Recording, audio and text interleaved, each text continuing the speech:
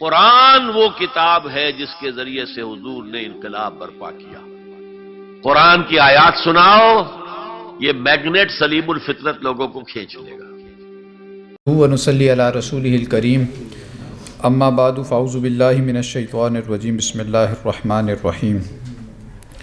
وما ارسلنا من قبلک من رسول الا نوحی الیہ انہ لا الہ الا انا فاعبدون. صدق اللہ العظیم. رب اشرح لی صدری ویسر لی امری واحلل عقدۃ من لسانی یفقہوا قولی. آمین یا رب العالمین. مولانا مودودی رحمۃ اللہ علیہ کی کتاب قرآن کی 4 بنیادی اصطلاحیں، اس کا سبکن اور سطرن اور لفظاً مطالعہ ہم نے کرنا ہے انشاءاللہ. ہمارے پیش نظر اس سے کوئی خلاصہ کر کے محض گو تھرو ہونا جو ہے وہ نہیں ہے، بلکہ چیزوں کو گہرائی میں جا کر سمجھنا ہی پیش نظر ہے. اس کا پس منظر یہ ہے اس کتاب کو یہاں پڑھنے کا کہ شبان المسلمین کے مرکزی شعبہ تربیت نے اس سال سالانہ اجتماع کے فالو اپ کے طور پہ 4 کتابوں کو لازم کیا ہے پڑھنا، اور انہی پر انشاءاللہ پھر رکنیت کا ٹیسٹ بھی ہوگا اس سال کے آخر میں. اور ان میں اول درجے میں یہ کتاب ہے. اس کتاب سے آپ لوگوں کا ظاہر اچھا خاصا تعارف ایک ہو چکا ہے سالانہ اجتماع، چونکہ ہم نے پورا اسی پر کیا ہے اور اس کو بنیاد بنا کر ہی ساری بات ہم نے وہاں رکھنے کی کوشش کی تھی. تو اس پر ایک درجے میں سیر حاصل گفتگو وہاں پر ہو چکی ہے. البتہ یہ کہ بہرحال یعنی ان اصطلاحات کو سامنے رکھ کر لیکچرز کی تیاری تھی، اس کا مطالعہ نہیں تھا اس طریقے سے. پھر بعض جگہوں سے یہ بھی تجویز آئی کہ باقاعدہ اس کا مطالعہ بھی کروا دیا جائے، تو اس لیے پھر اب کوشش ہماری یہ ہے کہ کچھ نہ کچھ مطالعہ اس کا ہو جائے، اور تاکہ جب آپ حضرات بعد میں اس کو اپنے طور پر پڑھیں تو وہ پڑھنے میں بھی آسانی ہو. تو ایک کتاب یہ ہے کہ جس کا مطالعہ ہمارے پیش نظر ہے. اس کے بعد دوسرا جو مضمون ہے وہ ہے توحید عملی کا. یہ جو بنیادی مضمون ہے، یہ جسے ہم عرف عام میں اپنے ہاں جو ہمارے ہاں جو اصطلاح معروف ہے وہ فرائض دینی کے جامع تصور کی ہے. فرائض دینی کا جامع تصور کی جب ہم بات کرتے ہیں تو اس میں ایک اور مفہوم موجود ہے، وہ دین کے جامع تصور کا ہے. یعنی دین کا تصور جو جامع ہے اصل میں، اس کا مطلب یہ ہے کہ معاشرے میں کوئی محدود تصور بھی موجود ہے، تو وہ محدود تصور اصل میں وہ مذہبی تصور ہے. اس کی نفی ہے اس جامع تصور کے کو جب ہم بیان کرتے ہیں تو اس کے ساتھ ظاہر ہے اس کی نفی ہوتی ہے. جب دین کا ایک جامع تصور آ جاتا ہے تو وہیں سے اصل میں فرائض کا جامع تصور پھوٹتا ہے. جب آپ یہ کہتے ہیں کہ دین ہے نظام زندگی کا نام ہے اور دین کل نظام زندگی پر غالب ہونے کے لیے آیا ہے، تو اس اینگل سے جب ہم آ کر دیکھتے ہیں سمجھتے ہیں چیزوں کو تو پتہ چلتا ہے کہ پھر ایک مسلمان پر جو فرائض عائد ہوتے ہیں وہ محض عبادات کی حد تک نہیں ہے، بلکہ اس سے آگے بڑھ کر غلبہ دین کے لیے جدوجہد کرنا بھی بنیادی دینی فرائض میں شامل ہے. اور اس مضمون کو مولانا مودودی رحمۃ اللہ علیہ نے اس کتاب میں بیان کیا. یہ مولانا کے بالکل ابتدائی اور بنیادی لٹریچر کا ایک پارٹ ہے، اور مولانا نے بیان اس کو ذرا ڈیفرنٹ انداز سے کیا ہے. وہ قرآن مجید کی 4 اہم اصطلاحات کو لے کر آئے ہیں، انہی کو انہوں نے واضح کیا ہے، اور وہیں سے پھر اصل میں اقامت دین کا جو تصور ہے وہ پھوٹتا ہے. اس کتاب کا جواب دیا تھا مولانا وحید الدین خان نے، جو انڈیا کے ایک مشہور شخصیت گزری ہیں. 2021 میں ان کا انتقال ہوا. انہوں نے اس کا جواب دیا تھا جو تعبیر کی غلطی لکھ کر. یہ بھی گفتگو اس پر سالانہ اجتماع میں ہم جو ہے وہ اس سے گو تھرو ہو چکے ہیں. اور وہ اصل میں کیا ہے کہ جو تصور مولانا مودودی نے دیا ہے یا جو تعبیر پیش کی ہے دین کی، یعنی یہ 4 اصطلاحات دین کی بہت گہری اور اہم اصطلاحات ہیں، تو جو تعبیر پیش کی ہے مولانا مودودی نے اس کتاب میں وہ اصل میں غلطی ہے ان کی. تو تعبیر کی غلطی انہوں نے کتاب لکھی. اور حقیقت کے اعتبار سے اگر دیکھا جائے تو وہ مولانا جو وحید الدین خان صاحب کی جو بات ہے وہ تعبیر کی غلطی، انہوں نے جو کام کیا وہ غلطی نہیں ہے، وہ اصل میں تفسیر ہے قرآن مجید کی. وہ تعبیر نہیں ہے، تعبیر اور شے ہوا کرتی ہے. تفسیر ہے کہ جو مولانا مودودی رحمۃ اللہ علیہ نے کی ہے. وہ سارے حوالے قرآن مجید ہی کے ہیں. یہ ابھی ہم پڑھیں گے تو آ جائیں گے انشاءاللہ، کیونکہ قرآن مجید کی تفسیر کا پہلا اصول یہ ہے کہ آپ قرآن مجید کو قرآن مجید کے مختلف مقامات سے اس کی تشریح کرتے ہیں. یہ پہلا اصول ہے تفسیر کے ضمن میں. تو مولانا مودودی نے رحمۃ اللہ علیہ نے یہی کام کیا ہے، جبکہ وحید الدین خان صاحب نے اس کو تعبیر بنا دیا، تو یہ بھی ایک درجے میں اصل بات سے ڈیویشن ہے۔ وحید الدین خان صاحب کی جو کتاب ہے تعبیر کی غلطی، اس کے جواب میں پھر ڈاکٹر اسرار صاحب نے کتاب لکھی تھی، یعنی اس کتاب کو مؤکد کرنے کے لیے۔ تو اس میں ایک مضمون وہ ہے کہ جو توحید عملی والا ہے۔ میں اصل میں وہ 4 کتابوں کو بیان کرنا تھا، تو یہ والی ساری تمہید درج کرنی ضروری ہے۔ تو توحید عملی دوسری کتاب جو ہم نے پڑھنی ہے وہ اصل میں توحید عملی ہے، اور توحید عملی کو آپ اس کتاب وہ جو تعبیر کی غلطی ہے مولانا وحید الدین خان صاحب کی، اس کا کاؤنٹر سمجھ سکتے ہیں۔ توحید عملی 4 صورتوں کی تفسیر اور تشریح اور توضیح اور تنقیح پر مشتمل ہے۔ نمبر 1 سورہ زمر 39ویں سورت قرآن مجید کی، یہاں سے ایک مضمون شروع ہوتا ہے توحید عملی کا، اور یہ مضمون جا کر ختم ہوتا ہے سورہ شورا پر۔ سورہ زمر 39ویں، سورہ مومن 40ویں، سورہ حامیمہ سجدہ 41ویں، اور سورہ شورا پھر 42ویں۔ تو یہ اقامت دین کا مضمون ہے کہ جو ان 4 صورتوں میں بڑی تفصیل اور بڑی جامعیت کے ساتھ جو ہے وہ بیان ہوا ہے۔ تو ہمارے اس نصاب میں جو اس سال ہم نے پڑھنا ہے وہ دوسری کتاب پھر توحید عملی ہے۔ تیسری کتاب جو ہے وہ نبی اکرم صلی اللہ علیہ وسلم کا مقصد بعثت ہے۔ وہ بھی ڈاکٹر صاحب نے اصل میں وحید الدین خان صاحب کی جو کتاب ہے تعبیر کی غلطی، اس کا کاؤنٹر، اور مولانا مودودی کی اس کتاب قرآن کی 4 بنیادی اصطلاحیں، اس کو مؤکد کرنے کے لیے وہ لکھی ہے۔ وہ اس کا مزاج بھی انداز بھی فلسفیانہ قسم کا ہے، یعنی خالص علمی انداز ہے۔ اور وہاں ڈاکٹر صاحب نے اصل میں جیسے ہم وہ محاورے میں کہتے ہیں نا کہ کسی کو گھیر گھور کے جب آپ بالکل بند کر دیتے ہیں، تو یہ کام کیا ڈاکٹر صاحب نے مولانا وحید الدین خان صاحب کے ساتھ، کہ ان کو پھر اس کے بعد یوں سمجھیے کہ جس بھی اینگل سے اعتراض ہو سکتا تھا اس نقطہ نظر پر، اس کا کافی و شافی جواب ہے کہ جو دیا ہے۔ تو تیسری کتاب یہ ہے، یعنی توحید نبی اکرم صلی اللہ علیہ وسلم کا مقصد بعثت، وہ ہمیں پڑھنی ہے۔ اس کے بعد چوتھی کتاب وہ ہے بر عظیم پاک و ہند میں اسلام کے انقلابی فکر کی تجدید و تعمیل اور اس سے انحراف کی راہیں۔ یہ کتاب اصل میں ڈاکٹر صاحب کے نوائے وقت کے مختلف کالمز کا مجموعہ ہے، اور یعنی در حقیقت یہ 1985 میں جب منہج انقلاب نبوی کے لیکچر ڈاکٹر صاحب نے دیے ہیں، جو ہمارا مطالعہ یہاں پر چل بھی رہا ہے جس خالد صاحب کرا رہے ہیں، اس کا جواب پھر جب وہ اس میں گفتگو آتی ہے تربیت اور اقامت دین اور آخر کا اقدام اور وہ تصادم والی جو بحثیں ہیں، یہ جب یعنی سارا نقطہ نظر بیان ہوئے، اس کے جواب میں پھر غامدی صاحب آئے میدان میں، اور غامدی صاحب نے آ کے پھر اپنا نقطہ نظر بیان کیا۔ تو وہاں پھر ڈاکٹر صاحب کے اور غامدی صاحب کے کالمز میں جو یعنی وہ چلتی رہی ہے کالمز کی جنگ، تو اس کو پھر ڈاکٹر صاحب نے وہ چونکہ مضامین بہت اہم ہیں، اس کو پھر مرتب یعنی کر دیا گیا اس کتاب میں، جس کا عنوان ہے بر عظیم پاک و ہند میں اسلام کے انقلابی فکر کی تجدید و تعمیل اور اس سے انحراف کی راہیں۔ تو یعنی 2 حصے ہیں مجموعی طور پہ، پہلا حصہ الگ ہے اور انحراف کی راہیں آخری حصہ ہے۔ ظاہر پڑھنے سے تعلق رکھتی ہیں یہ چیزیں، تو آخری مطالعہ جو ہے وہ پھر ہم نے اس کا کرنا ہے، اس کتاب کا۔ اور یعنی غامدی صاحب کا نقطہ نظر ہو یا وحید الدین خان صاحب کا نقطہ نظر ہو، اس کو تفصیل میں اگر سمجھنا ہو یا اس کا کاؤنٹر اگر دیکھنا ہو، تو آپ کو ان 4 کتابوں میں ترتیب وار وہ نظر آ جائے گا۔ اور ظاہر ہے کہ اس مضمون کا کلائمیکس وہی آخری کتاب ہے، یعنی تجدید و تعمیل والی، تو یہ پھر اس کا بھی ہم انشاءاللہ تعالی مطالعہ یہاں کرنے کا اہتمام کریں گے۔ ابھی 2 دن چونکہ الیکشن والا وہ آ گیا تھا، اور خیر ہفتہ اتوار ویسے ہی چھٹی ہوتی ہے، لیکن یہ ذہن میں آیا کہ یعنی کچھ اور چھٹیاں بھی ہیں تو لوگ اپنے کام وغیرہ نپٹا لیں گے، اور کوئی 2-1 دن نکال لیں گے تو ہم ذرا مطالعہ بھی کر لیں گے انشاءاللہ۔ تو یہ ہمارے پیش نظر ہے۔ اور اچھا، ان 2 نشستوں میں ظاہر ہے آج اور کل یہ کتاب ختم تو نہیں ہو سکے گی، لیکن جتنا بھی ہم مطالعہ کر سکیں وہ کریں گے، اور پھر کچھ اور ترتیب بنائیں گے اس کو پڑھنے کی۔ تو یہ ہے اس کتاب کو پڑھنے کا سارا پس منظر۔ اب اس سے کھول لیں صفحہ نمبر 7، مقدمہ۔ مقدمہ بنیادی طور پہ اس شے کو کہتے ہیں کہ اس کتاب میں کیا بات بیان ہوئی ہے، تو اس کی مقصدیت جو ہے وہ مقدمے یا دیباچہ یا پیش لفظ جسے ہم کہتے ہیں اس میں بیان ہوتی ہے بالعموم۔ تو فرماتے ہیں کہ الہ، رب، دین اور عبادت، یہ 4 لفظ قرآن کی اصطلاحی زبان میں بنیادی اہمیت رکھتے ہیں۔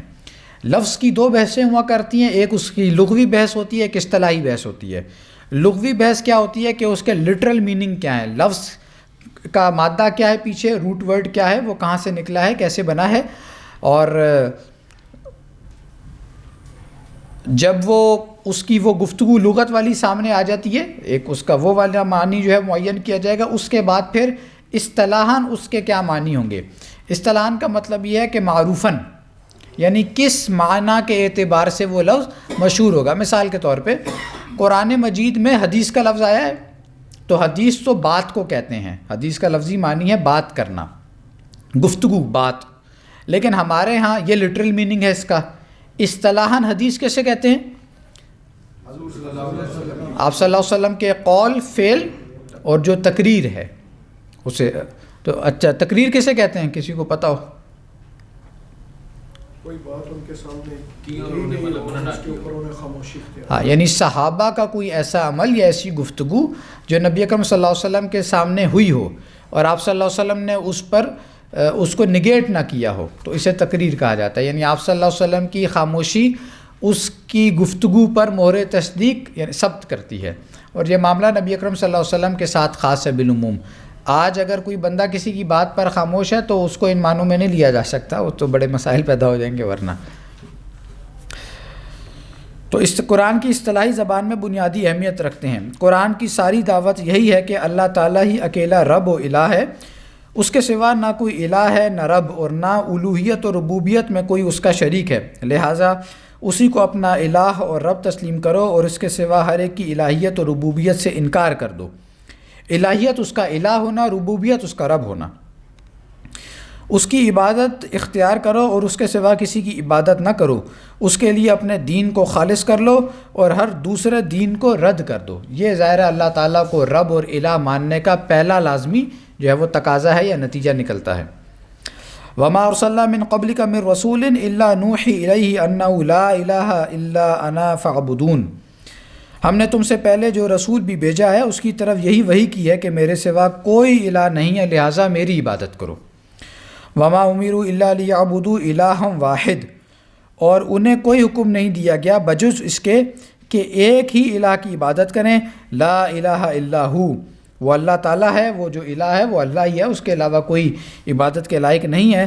سبحانہ، وہ ہر قسم کے شرک سے پاک ہے، عما یشرکون، جو بھی شرک تم کرتے ہو، اللہ تعالیٰ ہر قسم کی اس غلاظت سے پاک ہے۔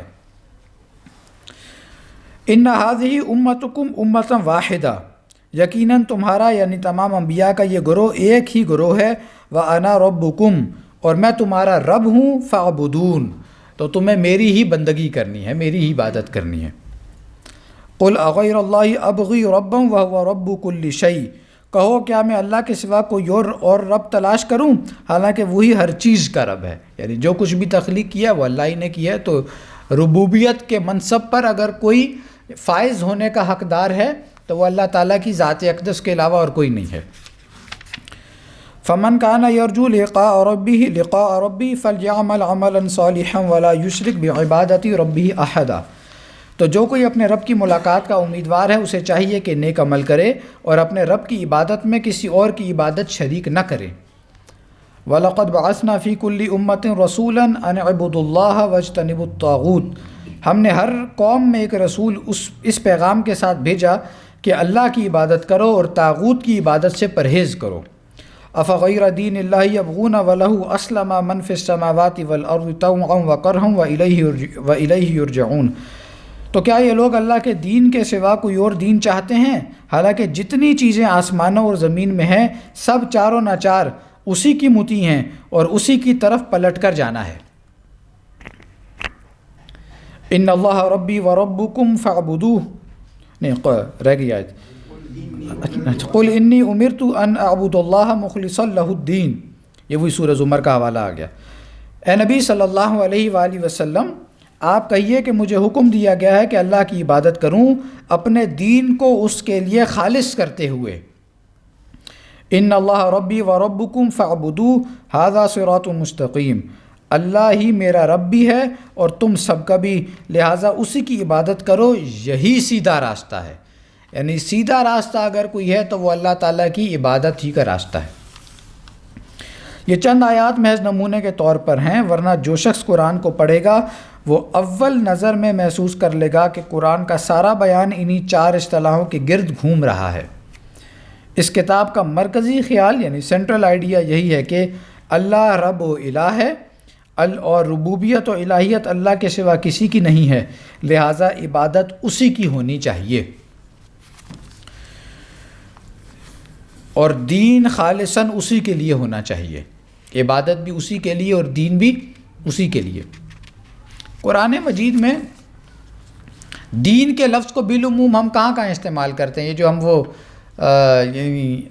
وہ جب گفتگو کرتے ہیں نا تفہیم دین کی، تو تفہیم دین میں ایک وہ فہم دین میں ایک وہ ہم گفتگو کیا کرتے تھے، یعنی بلکہ کیا کرتے ہیں کہ دین قرآن مجید میں مختلف معنوں میں استعمال ہوا ہے۔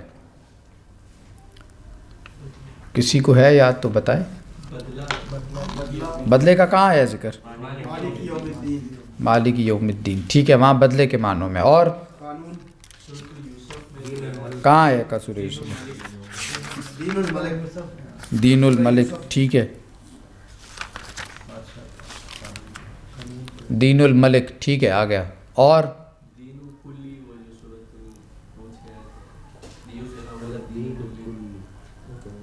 سورہ انفال میں، سورہ بقرہ میں بھی آیا ہے، اور بھی آیا ہے کہیں کسی اور معنی میں؟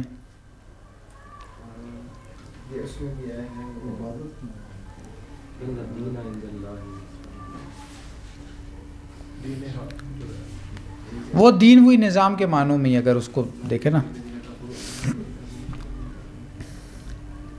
اطاعت کے معنوں میں بھی آیا ہے۔ یہ مسئلہ بڑا اہم ہے۔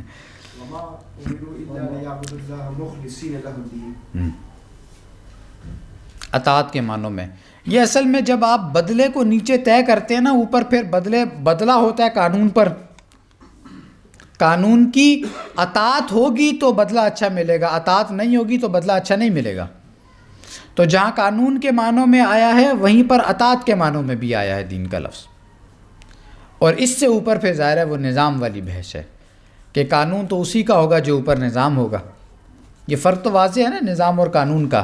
نظام بالا ترشہ ہے، قانون جو ہے وہ اس کے تابع ہوا کرتا ہے۔ نظام ویلیوز کا نام ہے، ویلیوز کو انٹیکٹ رکھنے کے لیے قانون سازی کی جاتی ہے۔ اچھا جی، اصطلاحات اربعہ کی اہمیت۔ اب یہ ظاہر بات ہے کہ قرآن کی تعلیم کو سمجھنے کے لیے ان چاروں اصطلاحوں کا صحیح اور مکمل مفہوم سمجھنا بالکل ناگزیر ہے۔ اگر کوئی شخص نہ جانتا ہو کہ الہ اور رب کا مطلب کیا ہے، عبادت کی کیا تعریف کسے کہتے ہیں، تو دراصل اس کے لیے پورا قرآن بے معنی ہو جائے گا۔ وہ نہ توحید کو جان سکے گا، نہ شرک کو سمجھ سکے گا، نہ عبادت کو اللہ کے لیے مخصوص کر سکے گا، اور نہ دین ہی اللہ کے لیے خالص کر سکے گا۔ اسی طرح اگر کسی کے ذہن میں ان اصطلاحوں کا مفہوم غیر واضح اور نامکمل ہو تو اس کے لیے قرآن کی پوری تعلیم غیر واضح ہوگی، اور قرآن پر ایمان رکھنے کے باوجود اس کا عقیدہ اور عمل دونوں نامکمل رہ جائیں گے۔ وہ لا الہ الا اللہ کہتا رہے گا اور اس کے باوجود بہت سے ارباب من دون اللہ، یعنی اللہ کو تعالیٰ کو چھوڑ کر کوئی اور رب بنا لینا، اس کے رب بنے رہیں گے۔ وہ پوری نیک نیتی کے ساتھ کہے گا کہ میں اللہ کے سوا کسی کی عبادت نہیں کرتا، اور پھر بھی بہت سے معبودوں کی عبادت میں مشغول رہے گا۔ یہ تو الیکشن کے ساتھ تجربہ ہو رہا ہوگا سب کو کہ زبان سے لا الہ الا اللہ بندہ کہتا ہے ارباب من دون اللہ کو، لیکن وہ جو بندگی ہے، عملی بندگی جو ہوتی ہے، اور اصل میں مسئلہ کیا ہے، یہ اصل میں وہی فکر و نظر کی خرابی ہے نا پیچھے، کہ انسان پھر ایک طرف خدا کو معبود برحق بنائے بیٹھا ہو، نمازیں اس کے لیے ساری پڑھے، ووٹ جا کر دینا ہے تو اسی باطل اور طاغوتی نظام کے اندر، اور یہی جو بونے ہیں انہی کو، سیکولر جماعتوں کو، انہی کو جا کے وہ انہی کی کمپینیں چل رہی ہیں، انہی کے راگ الاپے جا رہے ہیں، انہی کو پریز کیا جا رہا ہے۔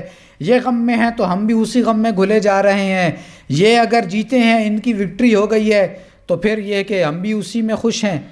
تو مطلب اس کا مطلب یہ ہے کہ آپ کو اسپلٹ پرسنالٹی ٹائپ قسم کی شے ہے، آپ کے ذہن کے دو الگ الگ خانے ہیں، ایک خانے میں اللہ وحدہ لا شریک ہے بالکل، یعنی ادھر جا کے توحید شریف ہم بیان کریں گے تو سورہ اخلاص کی تفسیر اور تشریح اور اس کی تنقیح اور توضیح اور تفسیر ہم سے بہتر کوئی نہیں شاید کر سکے، لیکن دوسری طرف جہاں عمل کی باری آئے گی تو پھر ہم نے اسی طاغوتی نظام کو جا کر ووٹ جو ہے وہ ڈالنا ہے۔ انہوں نے آ کر کیا کرنا ہے اوپر، یعنی کسی سے کوئی ڈھکا چھپا ہے؟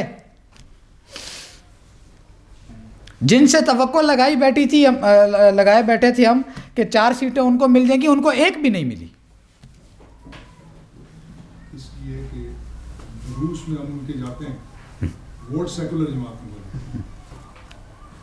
ووٹ ہم نے یا نون کو دینا ہے یا پی پی کو دینا ہے یا پی ٹی آئی کو دینا ہے، تو یہ ہماری ترجیحات ہیں. ابھی ہم نے پیچھے یہ والی آیت پڑھی بھی ہے سورہ نحل کی کہ ہم نے ہر قوم میں ایک رسول بنا کے بھیجا تاکہ اللہ کی عبادت کرو اور طاغوت کی عبادت نہ کرو. یہ دونوں کو واضح کر رہے ہیں. یہ دیکھیں نا، آیت الکرسی ہم پڑھتے ہیں نا، آیت الکرسی کی کتنی فضیلت ہے ہمارے ہاں، ظاہر پڑھنی بھی چاہیے. پر آیت الکرسی کے ساتھ جڑا ہوا جو مضمون آ رہا ہے وہ بھی کبھی کو پڑھ لینا غلطی سے. لا اکراہ فی الدین قد تبین الرشد من الغی فمن یکفر بالطاغوت ویؤمن باللہ فقد استمسک بالعروۃ الوثقی لا انفصام لہا. یہ ہے اصل بات. یعنی آیت الکرسی میں آپ نے اللہ تعالیٰ کی، اب یہ حقیقت و اقسام شرک میں ہم کیا پڑھتے ہیں؟ صفات باری تعالیٰ کے ضمن میں کلائمیکس ہے نا آیت الکرسی، یہی سمجھا ہوا ہے نا ہم سب نے. وہاں اللہ تعالیٰ کی، ظاہر اللہ تعالیٰ کی ذات کے ساتھ ہم نے کیا بحث کرنی ہو، تو پتہ ہی نہیں ہے وہ کیا ہے، تو ادھر ہم بحث کرتے ہی نہیں. ہم اللہ تعالیٰ کو کتنا جانتے ہیں صفات کے اعتبار سے. صفات میں اللہ تعالیٰ کو کے ساتھ ہم نے ساری خصوصیات وابستہ کر دی آیت الکرسی میں.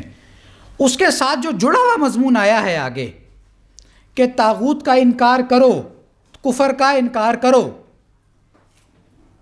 اور پھر اللہ پر ایمان لاؤ. یہ ٹیسٹ ہے اس بات کا کہ آپ کا آیت الکرسی پر کتنا اعتماد اور یقین اور اعتبار ہے، اللہ پر کتنا بھروسہ ہے. تو یہ کراس ریفرنسنگ نا ہر وقت اپنے ذہن میں کرتی رہنی چاہیے کہ عمل کے اعتبار سے ہم خود اس وقت کہاں کھڑے ہیں، مطلب کیا کر رہے ہیں ہم.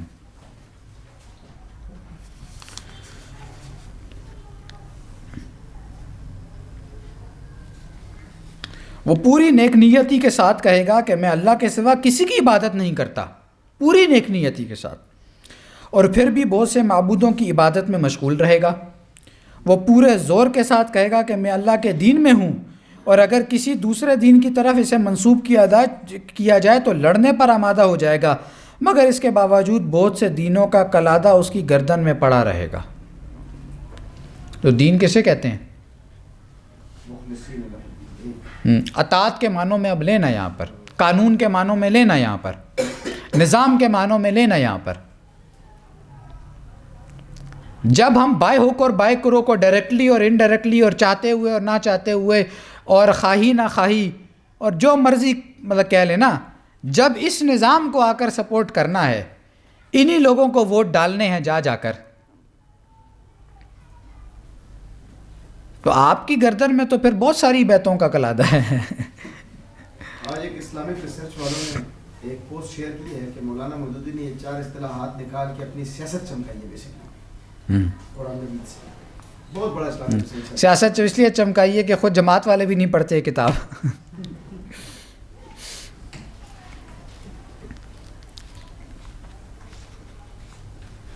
مطلب الٹا حال ہے.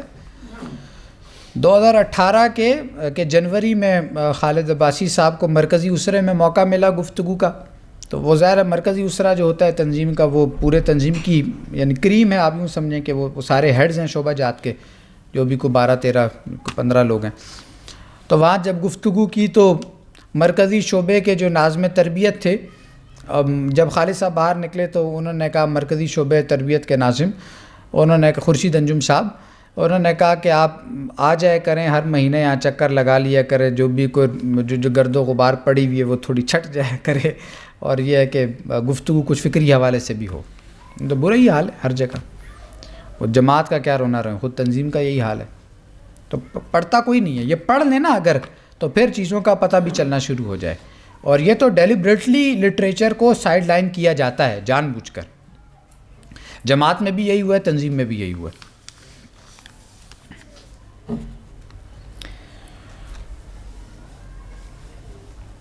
تو مگر اس کے باوجود بہت سے دینوں کا کلادہ اس کی گردن میں پڑا رہے گا. اس کی زبان سے کسی غیر اللہ کے لیے الہ اور رب کے الفاظ تو کبھی نہ نکلیں گے، مگر یہ الفاظ جن معانی کے لیے وضع کیے گئے ہیں ان کے لحاظ سے اس کے بہت سے الہ اور رب ہوں گے، اور اس بیچارے کو خبر تک نہ ہوگی کہ میں نے واقعی اللہ کے سوا دوسرے ارباب و الہ بنا رکھے ہیں۔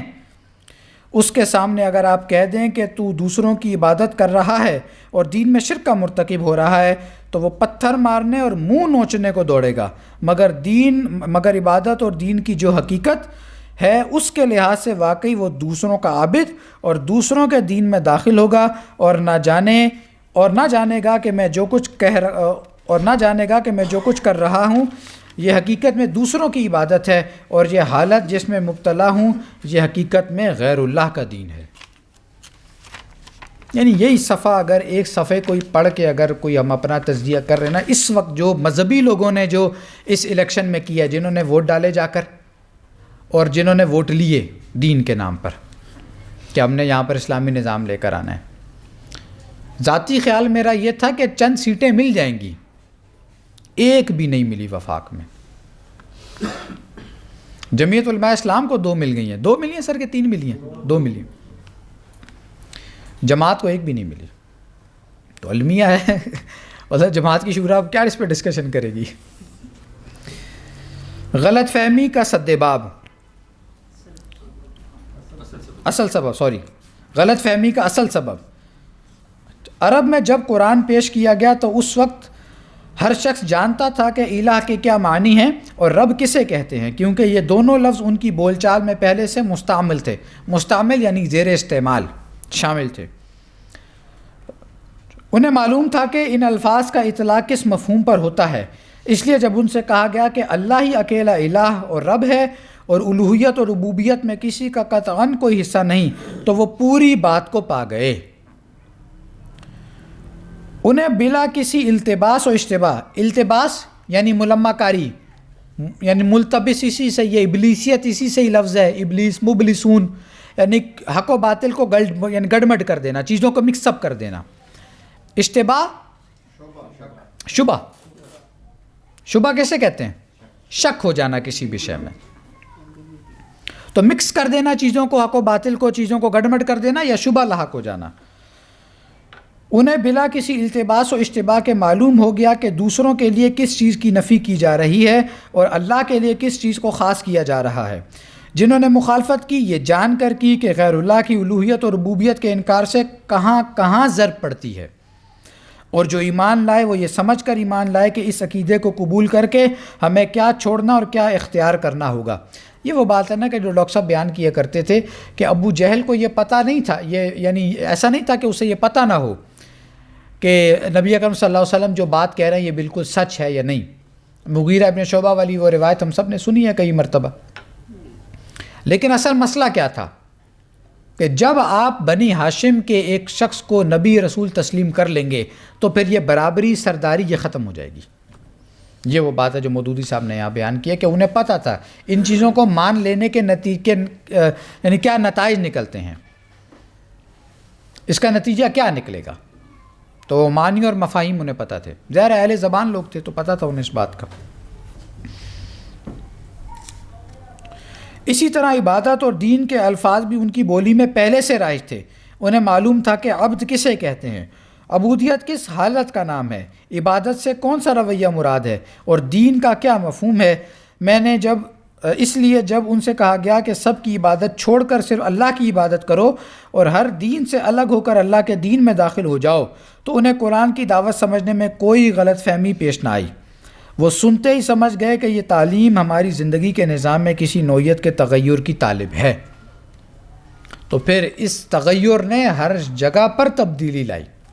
یہ تغیر کسی ایک جگہ پر نہیں ہوا۔ پھر کون سی شے، ڈاکٹر صاحب کا جملہ ہے نا قرآن اور جہاد میں لکھا ہے ڈاکٹر صاحب نے، مائکروسکوپ لگا کر دیکھنا پڑے گا کون سی شے ہے کہ جو اپنی پہلی حالت میں واپس برقرار رہی، ہر شے بدل گئی۔ اٹھنا بیٹھنا سونا جاگنا کھانا پینا رہنا سہنا چلنا پھرنا اوڑھنا بچھونا، عقائد عبادات رسومات سیاست معاشرت معیشت سماج، ہر شے بدل کے رکھ دی۔ تو تغیر جو ہے وہ ہمگیر تھا، پوری جامعیت کے ساتھ آیا۔ لیکن بعد کی صدیوں میں رفتہ رفتہ ان سب الفاظ کے وہ اصل معنی جو نزول قرآن کے وقت سمجھے جاتے تھے بدلتے چلے گئے، یہاں تک کہ ہر ایک اپنی پوری وسعتوں سے ہٹ کر نہایت محدود بلکہ مبہم مفہومات کے لیے خاص ہو گیا. نہایت محدود اور مبہم، یعنی مبہم کسے کہتے ہیں؟ غیر واضح ہے، واضح ہی نہ ہو کوئی بات. اور یہی اصل میں پھر چکر چلتا ہے نا، یعنی یہی وہ کتاب ہے کہ جس کے بعد پھر مولانا علی میاں صاحب رحمۃ اللہ علیہ نے کتاب لکھی اس کتاب کے رد میں، اور انہوں نے کہا کہ مولانا مودودی نے یہ دین کا بالکل ایک غیر قرآنی تصور پیش کیا ہے، نیا تصور پیش کر دیا. تو ایسے ڈاکٹر صاحب کہا کرتے تھے، وہ محاورہ تو ہے نا، نصف صدی کا قصہ ہے، 2-4 برس کی بات نہیں. تو یہ تو یوں سمجھیے کہ 12 یا 12.5 صدیوں کا قصہ ہے. جہاں خلافت راشدہ کا اختتام ہوا وہاں سے اسلام کا زوال شروع ہو گیا. خلافت راشدہ کے اختتام سے اسلام کا زوال کا آغاز ہے، مسلمانوں کے عروج کا آغاز ہے. کہ دونوں چیزیں بالکل الگ الگ ہیں. مسلمان عروج پر ہوں تو لازمی نہیں ہے کہ اسلام بھی عروج پر ہے، لیکن جب اسلام عروج پر جائے گا تو لا محالہ مسلمان بھی عروج پر جائیں گے. اقبال کہتے ہیں نا جواب شکوہ میں کہ تو نہ مٹ جائے گا ایران کے مٹ جانے سے، نشائے میں کو تعلق نہیں پیمانے سے، ہے ایاں یورش تاتار کے افسانے سے، پاسباں مل گئے کعبے کو صنم خانے سے.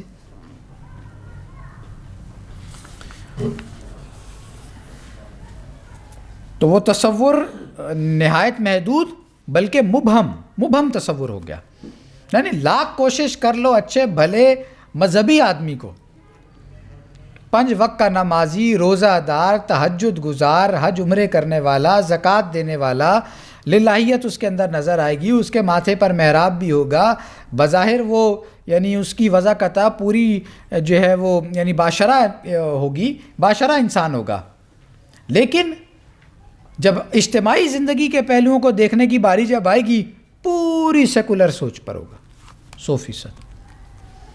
آپ لاکھ سمجھاتے رہیں کہ بھائی اصل دینداری یہ نہیں ہے، اصل دینداری یہ ہے کہ جو قرآن مجید بیان کر رہا ہے، لیکن نہیں، اس نے اپنے پیمانے سیٹ کیے ہوئے.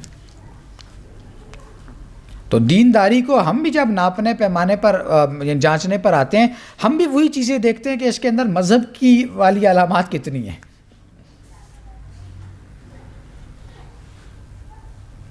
جیسے وہ ڈاکٹر صاحب لطیفہ سنایا کرتے تھے کہ نعیم صدیقی صاحب جب وہ لاہور کی کسی مسجد میں نماز پڑھا کرتے تھے تو وہ عشاء کی نماز تھی یا غالباً کوئی نماز تھی، تو وہ اکثر یعنی فرض سنتیں پڑھ کر جو آ جایا کرتے تھے، یا ہو سکتا ہے فرض ہی پڑھتے ہوں، باقی یعنی اولا بھی یہی ہے کہ آپ باقی نماز گھر آ کر ادا کر لیں. تو ایک دفعہ وہ نکلنے لگے تو کوئی مسجد کے بزرگ نمازی تھے، وہ آئے تو آ کر کہنے لگے، کیوں جی نعیم صاحب تواڈے اتنے جڑے نفل فرض نہیں ہے نے؟ تو نفل بھی فرض ہیں. تو یہ تصور ہے ہمارے ہاں. باقی فرائض کی ادائیگی ہے نہیں ہے، اس سے کوئی سروکار نہیں. اس کی ایک خاص وجہ تو خالص عربیت کے ذوق کی کمی تھی، اور دوسری وجہ یہ تھی کہ اسلام کی سوسائٹی میں جو لوگ پیدا ہوئے تھے ان کے لیے الہ، رب، دین اور عبادت کے وہ معنی باقی نہ رہے تھے جو نزول قرآن کے وقت غیر مسلم سوسائٹی میں رائج تھے. انہی دونوں وجوہ سے دور اخیر کی کتب اور کتب لغت و تفسیر میں اکثر قرآنی الفاظ کی تشریح اصل معنی لغوی کے بجائے ان معنی سے کی جانے لگی جو بعد کے مسلمان سمجھتے تھے. یہ پھر المیہ ہے کہ ہوتا ہی ہے، پھر جب آپ چیزیں آگے بڑھتی ہیں تو پھر ان کی تشریحات اور یہ وہ توضیحات وغیرہ وہ پھر سب لغت بھی بدلنا شروع ہو جاتی ہے. مثلاً لفظ الہ کو قریب بتوں اور دیوتاؤں کا ہم معنی بنا دیا گیا. رب کو پالنے اور پوسنے والے یا پروردگار کا مترادف ٹھہرایا گیا. عبادت کے معنی پوجا اور پرستش کے کیے گئے. دین کو دھرم اور مذہب یعنی ریلیجن کے مقابلے کا لفظ قرار دیا گیا. طاغوت کا ترجمہ جو بت یا شیطان کیا جانے لگا. تو نہ ہم بت پرستی کرتے ہیں نہ ہم شیطان کی عبادت کرتے ہیں. تو پھر اس کا مطلب ہے کہ طاغوت کے لفظ کے اندر جو بھی معنی پنہا ہیں اس سے ہم نے اپنے آپ کو نچنت کر لیا، محفوظ ہو کر کونے کھدڑے میں بیٹھ گئے. سیفسٹ وے.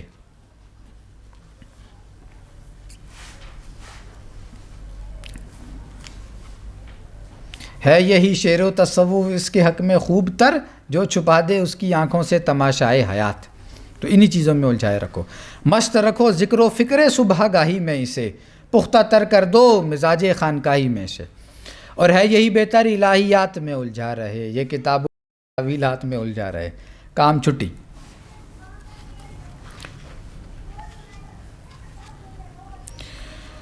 نتیجہ یہ ہوا کہ قرآن کا اصل مدعا ہی سمجھنا لوگوں کے لیے مشکل ہو گیا. قرآن کہتا ہے کہ اللہ کے سوا کسی کو الہ نہ بناؤ. لوگ سمجھتے ہیں کہ ہم نے بتوں اور دیوتاؤں کو چھوڑ دیا ہے، لہٰذا قرآن کا منشا پورا کر دیا. حالانکہ الہ کا مفہوم اور جن جن چیزوں پر عائد ہوتا ہے ان سب کو وہ اچھی طرح پکڑے ہوئے ہیں اور انہیں خبر نہیں کہ ہم غیر اللہ کو الہ بنا رہے ہیں. قرآن کہتا ہے کہ اللہ کے سوا کسی کو رب تسلیم نہ کرو. لوگ کہتے ہیں کہ بے شک ہم اللہ کے سوا کسی کو پروردگار نہیں مانتے، لہٰذا ہماری توحید مکمل ہو گئی. حالانکہ رب کا اطلاق اور جن مفہومات پر ہوتا ہے ان کے لحاظ سے اکثر لوگوں نے خدا کی بجائے دوسروں کی ربوبیت تسلیم کر رکھی ہے. یہ حقیقت ہے یا نہیں؟ اچھا، ربوبیت کون سی صرف انسانوں ہی کی ہوتی ہے اللہ کو چھوڑ کر؟ نفس بھی تو ہوتا ہے، کاروبار بھی تو ہوتا ہے، بیوی بچے بھی ہوتے ہیں، ماں باپ بھی ہوتے ہیں، معاشرہ، سماج، ملک، قوم. اللہ کو چھوڑ کر جس کو بھی آپ نے اس مقام پر رکھ دیا وہ اس ربوبیت اور الہیت کے مفہوم میں شامل ہے.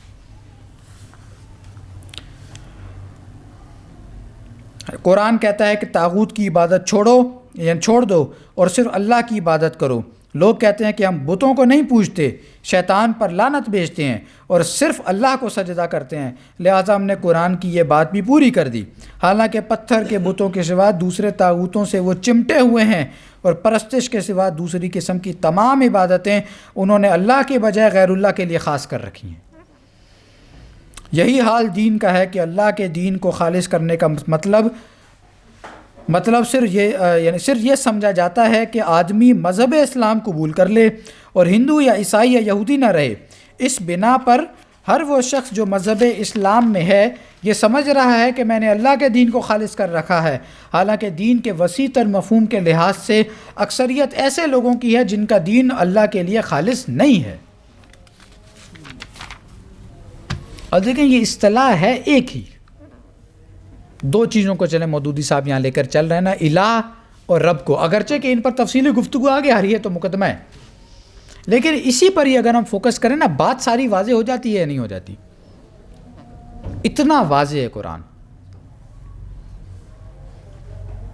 اتنی واضح ہدایت ہے. یہ وہ ہدایت ہے نا جسے ڈاکٹر صاحب کہتے تھے کہ تھوڑی سی عربی بندہ اگر سیکھ لے تو یہ سرفیس پہ موجود ہے یہ ہدایت. یعنی اس میں کیا ہم کسی گہرائی میں گئے ہیں؟ ہم نے کیا اس پہ تدبر کیا ہے؟ ابھی آیات پڑھی ہیں، ترجمہ کر رہے ہیں بس. لیکن حقیقت کیا ہے کہ جب تک قرآن مجید نہیں پڑھیں گے تو بات واضح بھی نہیں ہوگی. اچھا، جو پڑھتے ہیں وہ پھر ان کے اندر ہی نہیں اترا ہوا ہوتا، جب بھی پہ ظاہر ہے کہ اس طاغوت کے سامنے بھی دامے درمے سخنے قد میں اسی میں ڈوب کر جو ہے وہ اسی کی بندگی، اسی کی پرستش، اسی کی پوجا، اسی طاغوتی نظام کی ڈنڈوت کرنا، اسی کے سامنے ماتھا ٹیکنا.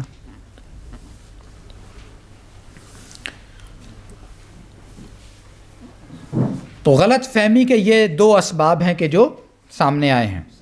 غلط فہمی کے نتائج کیا نکلے؟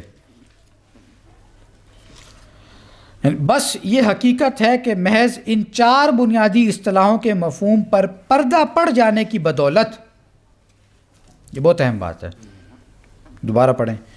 بس یہ حقیقت ہے کہ محض ان چار بنیادی اصطلاحوں کے مفہوم پر پردہ پڑ جانے کی بدولت قرآن کی 3/4 سے زیادہ تعلیم، بلکہ اس کی روح نگاہوں سے مستور ہو گئی، پوشیدہ ہو گئی، اور اسلام قبول کرنے کے باوجود لوگوں کے عقائد و اعمال میں جو نقائص نظر آ رہے ہیں ان کا ایک بڑا سبب یہی ہے. یہ نتیجہ نکلا اس کا. لہٰذا قرآن مجید کی مرکزی تعلیم اور اس کے حقیقی مدعا کو واضح کرنے کے لیے یہ نہایت ضروری ہے کہ ان اصطلاحوں کی پوری تشریح کی جائے.